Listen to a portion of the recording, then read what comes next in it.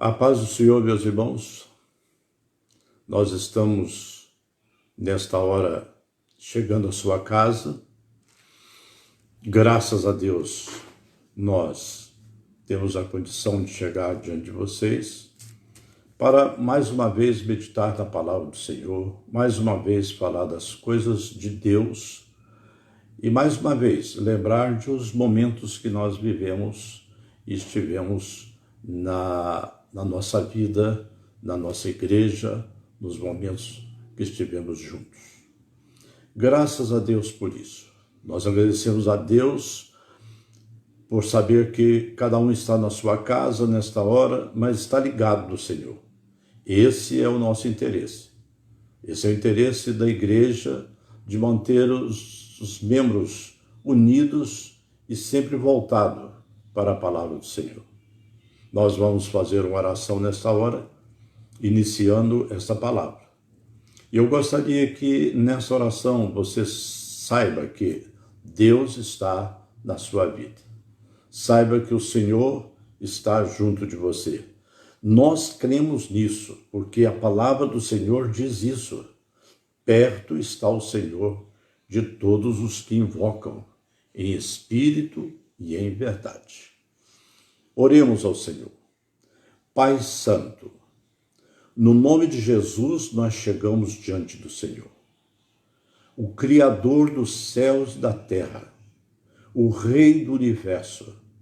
Chegamos na Tua presença nesta hora em oração, porque o Senhor nos facilitou isso, Senhor, através do Teu Filho Jesus. E nós chegamos com confiança diante do Senhor, crendo na Tua palavra, crendo nas Tuas promessas e crendo que o Senhor escuta a oração dos Teus filhos. E esta hora, Senhor, quando nós aqui estamos orando, estamos também orando pelos Teus filhos em suas casas, aonde, Senhor, meu Deus, nós atingimos com a nossa imagem o nosso som. Nós agradecemos, Senhor, Pai, por esse veículo que está, Senhor, meu Deus, possibilitando a estarmos juntos. E nós oramos, Senhor, nesta hora, que haja paz na vida dos Teus filhos, que haja, Senhor, unção do céu na casa dos Teus filhos, e que, Senhor, meu Pai, esta unção traga paz, traga satisfação, traga alegria em cada um de nós. Nós oramos em nome de Jesus. Passaremos, Senhor, a explanar a Tua palavra, é a palavra do Senhor, e nós cremos, Senhor, que ela tem poder para nos salvar. Nós oramos em nome de Jesus. Amém, Senhor. Amém. Bom, meus irmãos, nós estamos exatamente aqui para trazer uma palavra do Senhor. E hoje, essa sexta-feira, é chamada Sexta-feira da Paixão, porque é comemorado a morte do Senhor Jesus. E eu, preparando uma palavra a respeito disso, me deparei com o que está escrito no capítulo 3 do Evangelho São João. Capítulo 3 do Evangelho São João. A partir do versículo 13. A partir do versículo 13. Nós vamos fazer essa leitura agora. Eu gostaria que os irmãos acompanhassem na sua Bíblia. Evangelho São João, capítulo 3, a partir do versículo 13, que diz assim: Ora, ninguém subiu ao céu, senão o que desceu do céu, o Filho do homem que está no céu. E como Moisés levantou a serpente no deserto, assim importa que o Filho do homem seja levantado, para que todo aquele que nele crê não pereça, mas tenha a vida eterna. Porque Deus amou o mundo de tal maneira que deu o seu Filho unigênito, para que todo aquele que nele crê não pereça, mas tenha a vida eterna. Porque Deus enviou o seu Filho ao mundo, não para que condenasse o mundo, mas para que o mundo fosse salvo por ele. Quem crê nele não é condenado, mas quem não crê já está condenado, porquanto não crê no nome do unigênito Filho de Deus. E a condenação é esta, que a luz veio ao mundo e os homens amaram mais as trevas do que a luz, porque as suas obras eram más. Meus irmãos, diante dessa leitura e desse momento que nós estamos chegando diante de vocês, nós encontramos aqui uma declaração que é a declaração máxima que nós chamamos de um dos versículos lidos de o texto áureo da Bíblia, porque fala do grande amor de Deus, que ele amou o mundo todo de tal maneira que deu o seu Filho unigênito. Agora, deu para quê? Para que todo aquele que nele crê tenha a vida eterna. E esse ponto é o ponto que eu gostaria de enfatizar mais nessa palavra. Meus irmãos, a vida eterna. Nós estamos passando um período agora em que as pessoas estão valorizando a vida. Pelo fato de um contágio que pode ser fatal, as pessoas estão reclusas, as pessoas estão em quarentena, as pessoas estão com medo uma da outra. Porém, a palavra do Senhor fala de uma vida eterna, não de uma vida terrena, de uma vida passageira, mas de uma vida eterna. E para que houvesse essa vida eterna, ou o homem alcançasse essa vida eterna, houve a necessidade do plano de Deus da nossa salvação de enviar Jesus para morrer em nosso lugar. E aqui está a declaração feita, que muitas vezes nós rejeitamos, o homem rejeita isso. Mas hoje nós vamos falar a respeito disso, dessa vida eterna, dessa vida que não cessa.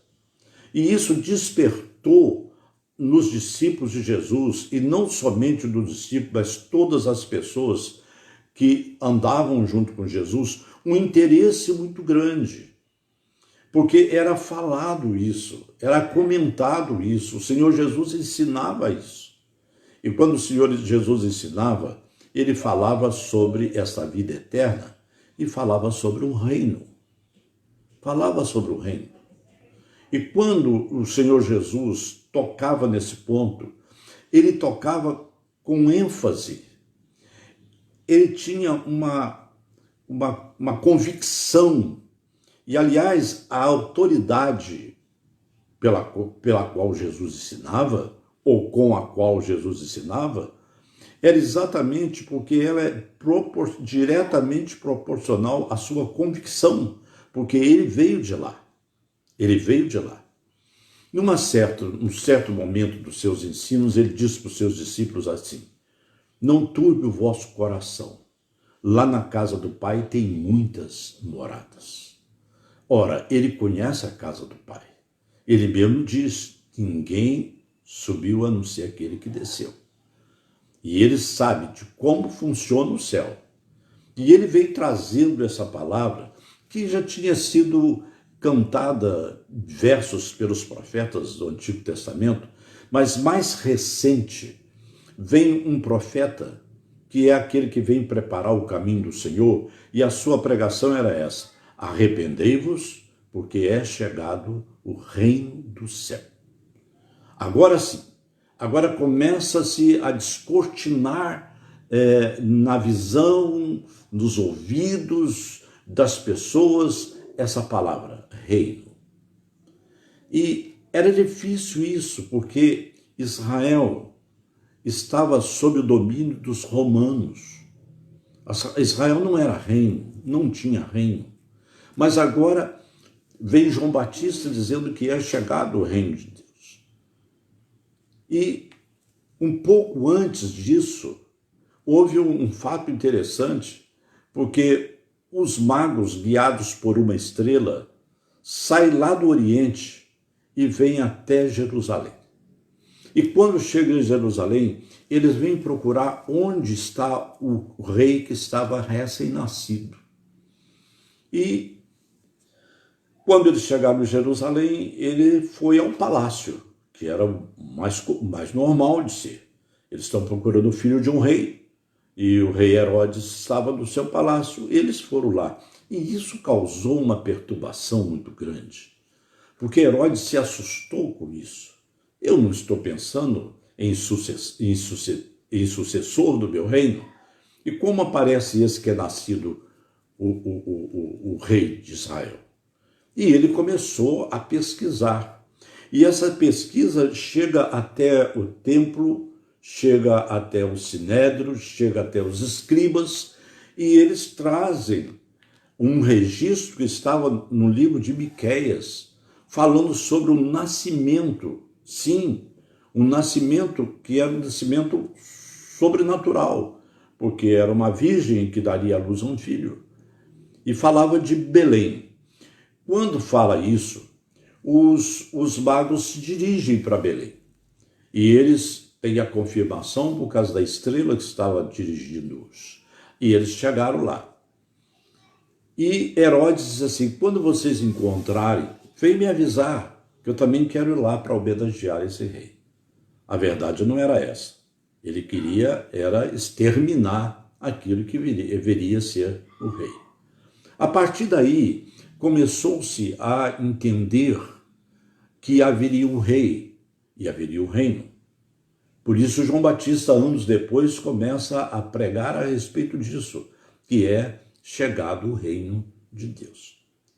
E esse reino que nos chama a atenção, ele foi pregado por Jesus. E foi pregado por Jesus de tal forma, que ele começou a falar sobre aqueles que herdariam o reino e os que não herdariam o reino. E a impressão era tão clara, tão evidente, que a mãe de 2 discípulos de Jesus, que vieram ser apóstolos, chega diante de Jesus e diz, Jesus, eu quero fazer um pedido. Eu quero que quando o Senhor estiver no seu reino, um filho meu fique de um lado do trono e do outro lado do trono. Isso trouxe um desconforto muito grande entre os apóstolos, esse tipo de pedido, e que era feito por uma pessoa que não tinha conhecimento das coisas. E Jesus, então, trouxe a orientação a respeito disso. E Jesus foi anunciando esse reino, e esse reino foi sendo anunciado. Lá no Antigo Testamento, principalmente o profeta Isaías, falava de um rei, E falava de um rei que herdaria um trono, que seria o trono de Davi. Daí a gente vê o cego de Jericó dizendo assim, Senhor, filho de Davi, tem misericórdia de mim, porque ele era da descendência de Davi. E a descendência de Davi era a descendência que teria a condição de reinar, de ser rei. Ele era da tribo de Judá. E quando ele nasce, imagina que essa família ela foi sendo desvalorizada aos poucos, foi sendo banalizada pelo distanciamento de Deus e foi empobrecendo aquela família que era real, que veio até o rei Zedequias. Era uma família forte, poderosa, mas veio enfraquecendo, até chegar a José e Maria, que eram simples carpinteiros. Mas ali veio o renovo falado por Isaías, um renovo. O rei nasce ali, por isso ele foi encontrado numa manjedoura. E Cristo continuou falando sobre este reino, e havia um questionamento muito grande sobre este reino, tanto é que ele foi julgado, exatamente um dos argumentos fortes para a sua condenação era dizer que ele dizia que era rei. E dizer que era rei numa terra onde era dominada por Roma era um suicídio.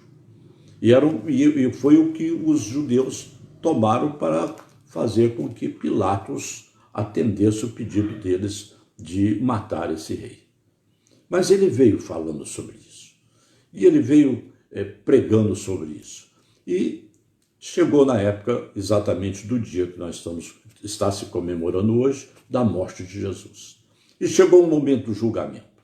E nesse momento do julgamento, a Pilatos chega perto de Jesus e diz assim, você diz que é rei?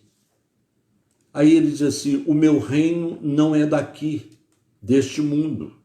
Se o meu reino fosse deste mundo, lutaria os meus servos para que eu não fosse entregue aos judeus. Mas agora o meu reino não é daqui. E Pilatos voltou a insistir, então quer dizer que você é rei? Ele diz, você diz, versículo 37 do capítulo 18 de João, você diz que eu sou rei. Eu para isso nasci e para isso vim ao mundo. Então agora nós estamos diante de um rei, que na hora da sua condenação, ele se coloca como rei. E isso impressionou tanto a Pilatos, que Pilatos mandou fazer uma inscrição sobre a cruz de Jesus e pregou lá no topo da cruz. Este é o Jesus Nazareno, rei dos judeus. Então, ele ficou impressionado por isso. Mas o Senhor Jesus estava falando de um reino, mas que o reino não era daqui. Este reino que João, no capítulo 3, fala que Deus amou o mundo de tal maneira que deu o seu Filho para que todo aquele que nele cresce não perecesse, mas tivesse a vida eterna. Então, esse reino não é daqui. E para entrar nesse reino tem que aceitar Jesus como Salvador. E Pedro mesmo disse lá em Atos que não há nome dado entre os homens que possamos ser salvos. É Jesus que salva. Mas continuou a história do reino. E quando Jesus estava pregado lá na cruz, tinha dois ladrões que estavam um de um lado, o outro do outro. E um dos ladrões olha para Jesus e diz assim, Senhor, lembra de mim quando entrares no teu reino. E Jesus, olhando para ele, ele disse, hoje estarás comigo no paraíso. Este reino é maravilhoso. Esse reino conduz-se à vida eterna. Nesse reino não há morte. Nesse reino não há choro, porque lá o Senhor limpará dos nossos olhos todas as lágrimas. Mas que coisa maravilhosa é isso! Isso foi o motivo de dizer que foi um grande amor de Deus. Foi esse amor de Deus dirigido a nós, os homens, para que possibilitasse a nós ter uma vida eterna. Ter uma vida eterna. Num reino em que o Senhor há de reinar. E nós cremos nisso, irmãos. Nós sabemos disso. E ficamos numa palavra de Pedro, quando ele escreve a sua segunda carta, ele diz assim, mas nós, segundo a sua promessa, aguardamos novos céus e nova terra, em que habita a justiça. Nós aguardamos isso. Isso não é utopia. Isso é promessa daquele que diz ao terceiro dia eu vou ressuscitar, e no terceiro dia ele ressuscitou. É promessa desse Senhor que diz lá na casa do meu Pai tem muitas moradas. E eu vou prepará-las. Quando estiver preparado, eu volto aqui para levar vocês para mim mesmo, para que onde eu estiver estejais vós também. Esse reino é o mesmo reino quando Jesus se refere no capítulo 17 de João, na sua oração sacerdotal. Ele diz, Pai, eu desejo que esses que estão comigo possam ver a glória, a minha glória que eu tenho com o Senhor. E onde eu estiver, que eles estejam comigo. Meu irmão e minha irmã, não se perturbe com as crises aqui desta terra. Você tem um nome, e o seu nome está escrito no céu. Como podemos dizer isso?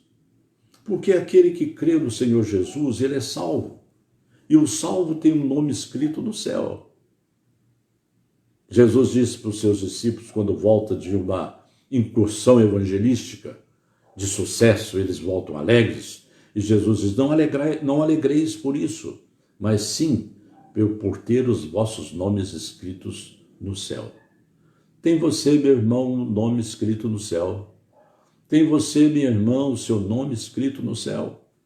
Então, por que perturbar-se se o seu nome está escrito no céu? Se você já é uma cidadã do reino de Deus. Que Deus te abençoe, minha irmã.